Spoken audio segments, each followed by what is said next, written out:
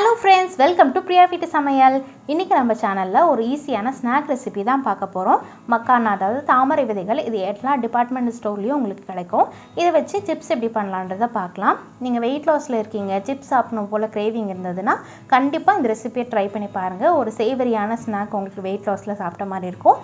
ரொம்ப டேஸ்டியா இருக்கும். இப்போ எப்படி பண்ணலாம்ன்றத பார்க்கலாம்.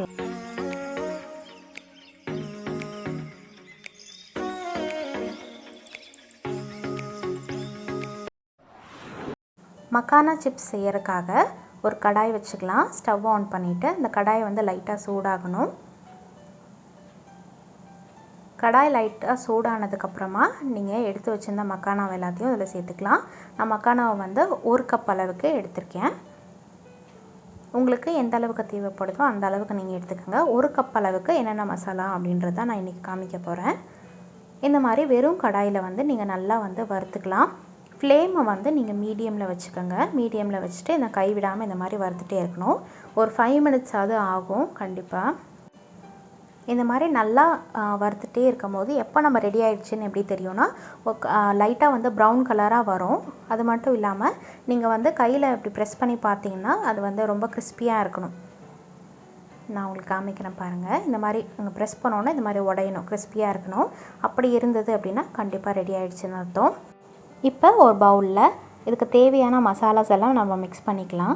மஞ்சத்தூள் கொஞ்சமாக சேர்த்துக்கோங்க. மிளகாய்த்தூள் வந்து 1/4 டீஸ்பூன், உப்பு தேவையான அளவுக்கு, மிளகுத்தூளும் 1/4 டீஸ்பூனோட கொஞ்சம் கம்மியாக சேர்த்துக்கோங்க. நான் உங்களுக்கு ஜூம் பண்ணியிருக்கனால மசாலாஸ் எல்லாம் வந்து கொஞ்சம் அதிகமாக இருக்கிற மாதிரி தெரியுது. பட் நான் சொல்கிற அளவு தான் இதில் நான் சேர்த்துருக்கேன். இது எல்லாத்தையும் ஒன்றா நல்லா மிக்ஸ் பண்ணிக்கோங்க. அதெல்லாம் தனித்தனியாக இருக்காமல் எல்லா மசாலாவும் வந்து ஒன்றோட ஒன்று கோட்டாகி நல்லா வர்ற மாதிரி மிக்ஸ் பண்ணிக்கலாம்.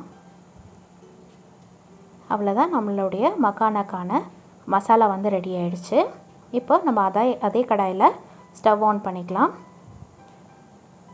அதே மாதிரி சிம்மில் வச்சுடுங்க. இப்போ மீடியமில் வைக்க வேணாம், ஃப்ளேமை வந்து சிம்மில் வச்சுட்டு அதுக்கடுத்ததான் நீங்கள் வெண்ணெயோ இல்லை நெய்யோ சேர்த்துக்கலாம்.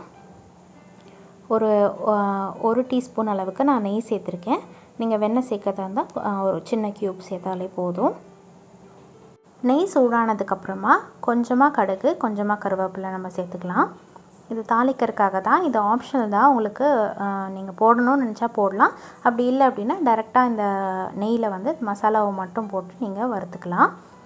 கடுகு கருவேப்பிலையை கொஞ்சம் வதக்கினதுக்கப்புறமா நம்ம ரெடி பண்ணி வச்சுருந்த மசாலா சேர்த்துட்டு இந்த மசாலாவும் நல்லா வதங்கினதுக்கப்புறமா நீங்கள் மக்கானாவை போட்டு இந்த மாதிரி வந்து மிக்ஸ் பண்ணிக்கலாம்.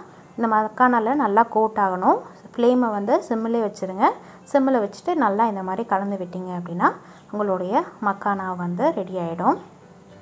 இதை நம்ம வேறு ஒரு பவுலுக்கு ட்ரான்ஸ்ஃபர் பண்ணிடலாம். அவ்வளோதான், நம்மளுடைய மக்கானா சிப்ஸ் வந்து ரெடி ஆகிடுச்சு.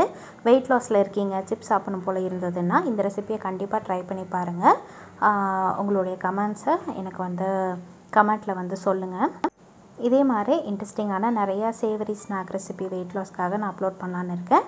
சேனலை சப்ஸ்கிரைப் பண்ணி வச்சுக்கோங்க. அப்போ தான் நான் போடுற எல்லா வீடியோஸும் உங்களுக்கு நோட்டிஃபிகேஷன்ஸாக வரும். இந்த சேனல் உங்களுக்கு பிடிச்சிருந்தது, இந்த சேனலோட கண்டென்ட் உங்களுக்கு பிடிச்சிருந்தது அப்படின்னா பிரியா வீட்டு சமையலுக்கு மறக்காமல் சப்ஸ்கிரைப் பண்ணுங்கள். உங்கள் ஃப்ரெண்ட்ஸ் அண்ட் ஃபேமிலிஸ் கூடயும் இந்த வீடியோவை ஷேர் பண்ணுங்கள். இந்த வீடியோ பிடிச்சிருந்தால் லைக் பண்ணுங்கள். தேங்க்யூ ஃபார் வாட்சிங்.